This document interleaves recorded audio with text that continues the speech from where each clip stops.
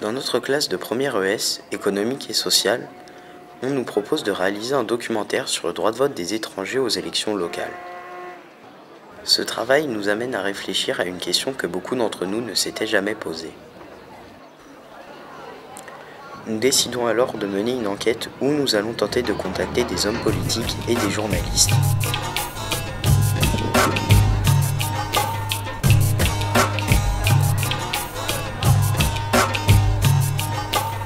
De demander directement, est-ce que vous êtes pour ou contre le droit de vote des étrangers? Plutôt poser une question, en quoi vous pensez que... Enfin non, mais comment on pourrait amener à intégrer les étrangers en France autrement que par le droit de vote ou par le droit de vote en fait? Le terme d'intégration.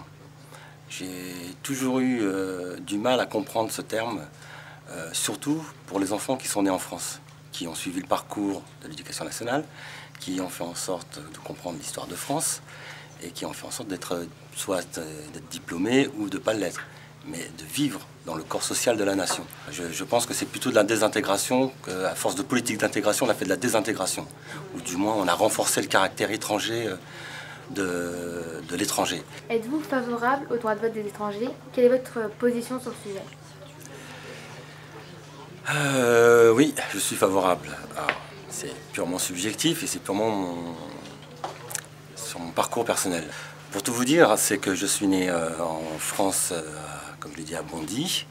Et mon père avait souhaité, étant l'aîné d'une famille, avait souhaité qu'on garde la nationalité marocaine. Donc à 16 ans et demi, je suis allé au tribunal de grande instance avec mon père et qui a décidé de faire en sorte que je sois marocain. Quand avez-vous obtenu la nationalité française et au bout de combien de temps? Alors le temps fut long, le temps de la maturation, et je l'ai obtenu il y a à peu près 6 ans.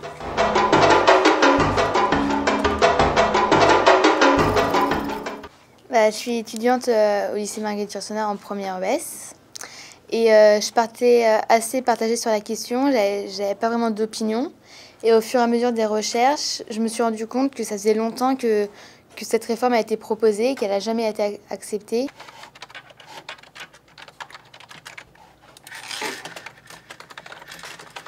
Bon, alors Alexia, tu en es où là? Qu'est-ce que tu fais? Et bien là, je renvoie un mail à monsieur Jean Sarkozy, qu'on avait contacté une première fois. Et vu qu'il ne nous a pas recontacté, je lui représente notre projet et je vois si c'est possible de le re-rencontrer. J'ai demandé un rendez-vous avec la maire de Savigny. Et donc je suis monté à son bureau. Elle m'a reçu devant son bureau, pas dans son bureau. Je lui ai parlé de notre projet, de savoir si elle était plutôt pour ou plutôt contre le droit de vote des étrangers en France. Donc elle m'a dit qu'elle était contre. Et donc après je lui ai parlé de vraiment notre projet, parce que le but c'est de monter un film. Donc je lui ai demandé si elle pouvait se faire filmer. Et elle a refusé en m'envoyant me balader un petit peu quoi.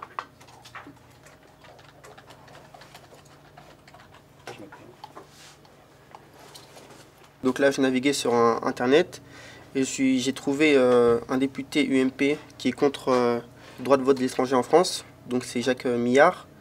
Et donc on va pouvoir le trouver à Maison Lafitte.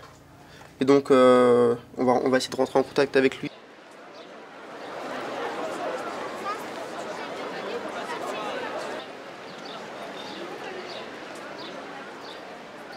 Nous voulons vérifier les résultats du dernier sondage publié par le CSA.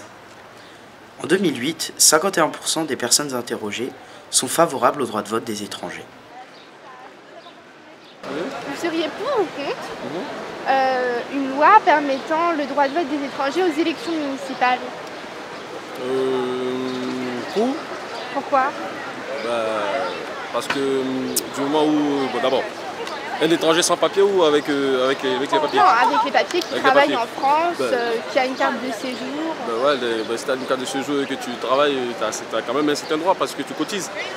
Bon, tu as ton mot à dire aussi ce qui se passe là où tu habites. Il me semble logique qu'il puisse participer à la vie, donc dans sa totalité, que ce soit la vie professionnelle, la vie civique, la vie civile, la vie familiale. Donc je Je comprends même pas qu'on puisse se poser la question de savoir s'ils peuvent participer aux décisions qui les concernent, puisque toutes les décisions les concernent. Donc je dis oui, des deux bras, et j'espère que ça va venir rapidement. Il faudrait déjà voir le niveau d'intégration qu'ils ont par rapport à la commune. Après, voir si s'investissent ou pas au niveau de la vie communale. Et à ce moment-là, pourquoi pas. D'accord. Vous êtes pour? Pour, sous certaines réserves.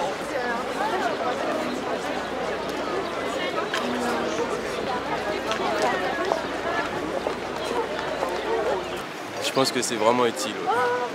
Je pense. Et pourquoi? C'est un peu ce que j'ai dit en fait, c'est parce que je pense que justement ce serait bien aussi, peut-être pour eux, ça risque de les intégrer aussi un peu, pour ceux qui veulent s'intégrer quoi. Parce qu'il y en a pas mal qui bossent dans l'ombre, qui sont étrangers et qui ça fait pas mal de temps, ils ont pas mal de choses.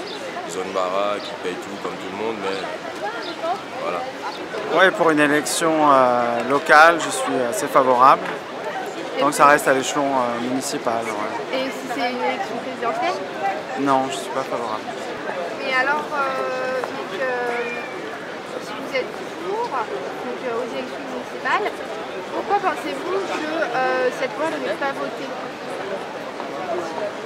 Elle n'est pas votée parce que j'imagine qu'il y a des obstacles, qu'il y a une majorité de droite en ce moment au Parlement qui n'est pas favorable.